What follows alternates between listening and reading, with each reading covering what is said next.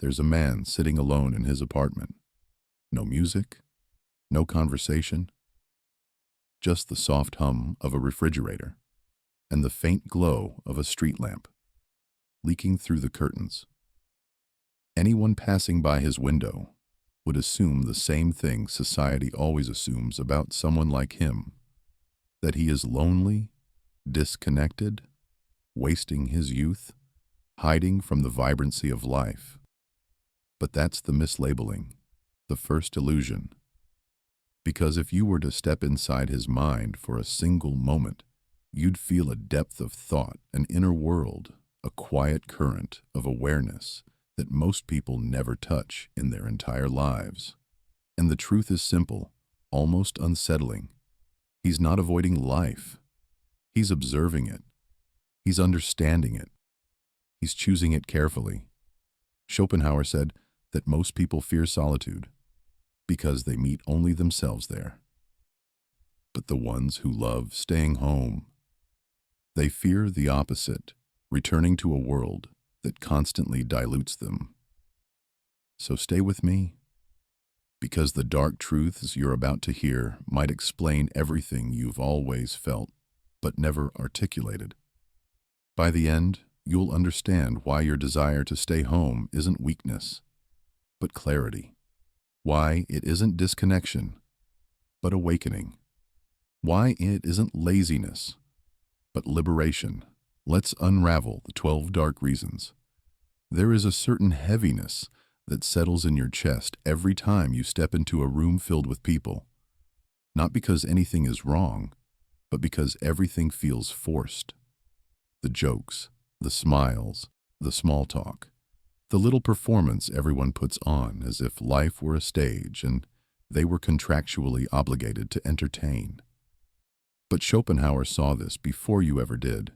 To him, most socializing is less about genuine connection and more about mask maintenance, a constant rehearsal of the version of yourself that others find acceptable. And if you've ever felt drained after a simple gathering, if being around people feels like holding your breath underwater, it's because your mind instinctively understands something. Most social settings are transactions of ego, not exchanges of soul. Look at the typical party. Noise spilling everywhere, people laughing slightly louder than the joke deserved, conversations drifting into the same recycled topics. Work, weather, gossip, schedules, routines. Nothing touches the depths. Nothing touches what matters. And so, you sit there with a polite smile. But inside? You're counting the minutes until you can return to your inner world, the place where the performance ends and truth begins. You're not antisocial. You're anti-superficial. And whether you realize it or not, this discomfort is the first sign of a deeper mind. A mind that refuses to exhaust itself for the sake of appearances. Let's move deeper. There's something eerie about silence for most people. It scares them. It exposes them. It confronts them with their own unfiltered consciousness. But for you, silence is home. Schopenhauer believed that inner peace comes only when the noise of the world fades, when the will, the constant craving, the endless wanting, finally loosens its grip. And that's why staying home feels like returning to yourself. Your space becomes a sanctuary where your thoughts can stretch without interruption. You aren't alone in silence. You're surrounded by your own depth. Think about how often you go outside and instantly hear phones buzzing music, blasting cars honking, people shouting conversations, overlapping notifications erupting like tiny bombs. Noise is the anthem of the external world. But in your home, you finally hear something the world rarely offers: your own mind. You hear your desires clearly. Your anxieties fade.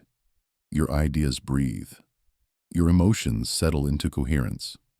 You're not hiding from people. You're returning to the only place where the higher self can speak. inside your silence. And every time you choose it, you drift one layer deeper into who you really are. But silence carries another truth, a heavier one. Most people speak of energy as if it's endless. They rush into commitments, events, obligations, as though time and vitality regenerate instantly. But if you've ever walked into a room and felt your energy drain like water leaking from a cracked glass, you already know what Schopenhauer meant by the economy of the will. Your inner world requires maintenance, quiet, solitude, reflection. And every external interaction costs something. When you go out, you're not just using energy. You're paying attention. You're absorbing emotions. You're navigating expectations. You're managing impressions. You're observing tensions. It's exhausting because you feel everything too intensely. This is not fragility. This is an advanced sensitivity, a perceptiveness that others simply do not possess. And here's the dark part. When your energy is misused, you lose hours, sometimes days, recovering from it. So you stay home. You conserve. You rebuild. You protect your finite, precious vitality. You're not overreacting. You're managing a delicate, powerful instrument, your inner life. But this leads us into the next truth. Consider how many times someone has reached out to you, not because they missed you, but because they needed something, a favor, an ear, a distraction, an audience, a confidence boost. People call it connection, but much of it is commerce. Schopenhauer argued that people rarely love others. They love the way others satisfy their will, their desires, their fears, their loneliness. And if you're the kind of person who listens deeply, who thinks deeply, who feels deeply, you become a magnet for those who take without giving. So you step back. You withdraw. Not because you dislike people, but because you can sense the subtle extraction happening in every conversation. You sense when someone wants validation, not truth. You sense when someone wants attention, not intimacy. You sense when someone wants the illusion of connection, not the responsibility of it. So staying home becomes a form of emancipation, a refusal to be used as emotional currency. This brings us to something much darker, something that starts in childhood and follows you into adult life. You walk into a room and instantly feel the atmosphere. Tension, boredom, insecurity, anxiety, hidden conflict. Before people speak, you already sense their emotional reality. Schopenhauer understood this deeply, that certain minds suffer more because they perceive more. You don't just hear someone's words. You hear the desperation beneath them. You feel the disappointment behind their eyes. You pick up every micro-shift in tone, every subtle change in posture. This hyper-awareness is not a superpower. It's a burden. And after years of absorbing everyone else's psychological weight, your mind did the logical thing. It retreated. You stay home because your emotional body needs refuge. It needs cleansing. It needs solitude for decompression. Other people don't understand this. They think staying home is a preference. But for you, it's survival. And when you realize how heavy the world feels, the next revelation becomes disturbingly clear.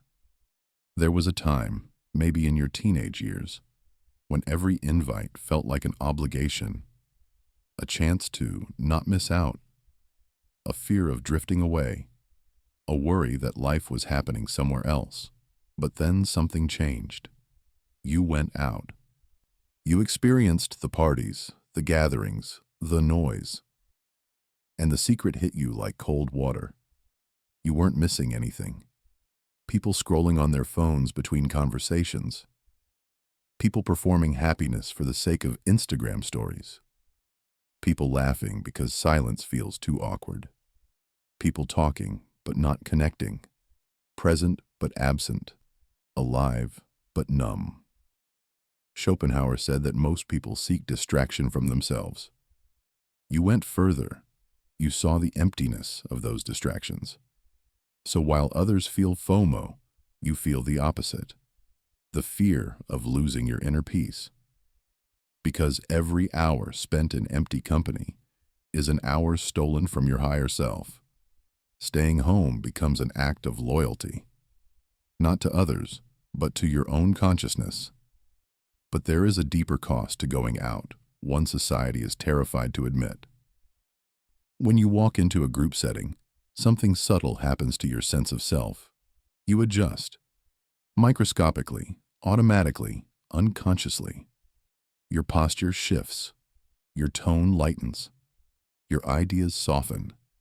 Your edges smooth out. You become a curated version of yourself because groups reward conformity and punish authenticity. Schopenhauer warned that individuality dissolves in crowds. The will of the collective overrides the will of the individual. And you've probably felt this. That strange sensation of losing yourself around others, becoming someone who's almost you, but not quite. But at home, you regenerate. You remember who you are without witnesses. You rediscover the thoughts that only rise in solitude. You feel your identity returning, like blood flowing back into numb limbs. This reclamation of self pushes us into the next realization. A truth about time that quietly shapes your entire life. To Schopenhauer, time is the most valuable currency. The one thing you cannot restore, replace, or earn back. And that's why staying home feels so sacred. It gives you control over your hours, your attention, your creative impulses, your rest, your intellectual explorations. When you go out, you surrender your time to randomness, to noise, expectations, interruptions, and schedules that do not align with your inner rhythm. But at home, your time becomes sovereign. You choose the pace. You choose the mood. You choose the thoughts worth pursuing. This is not laziness. It's time mastery. It's autonomy. It's reclaiming the only currency that truly belongs to you. And once you discover the richness of your own time, the outside world starts to feel like a thief. But this leads us to an even more profound truth. Most people chase stimulation, noise, crowds, entertainment, alcohol, novelty, because the silence of their own mind terrifies them. But you've begun to sense something deeper. When you stay home, your pleasures shift from external to internal. Reading, thinking, creating, learning, planning, resting, observing, imagining. These are what Schopenhauer called higher pleasures. The pleasures of the mind, not the body.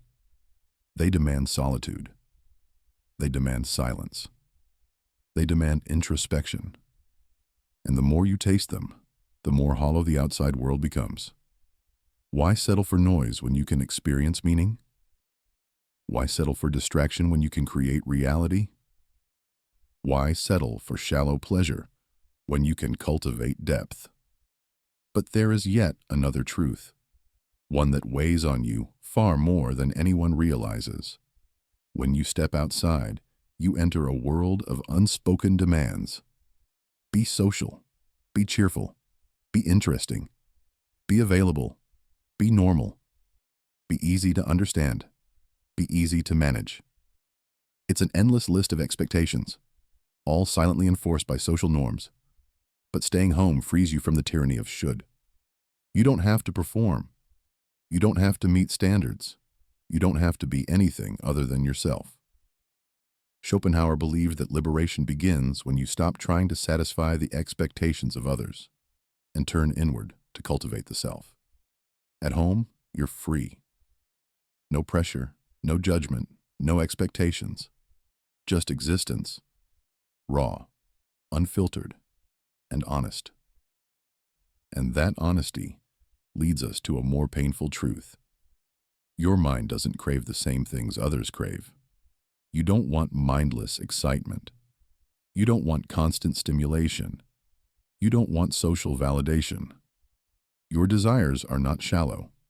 They're layered, psychological, philosophical. You want understanding. You want depth. You want meaning.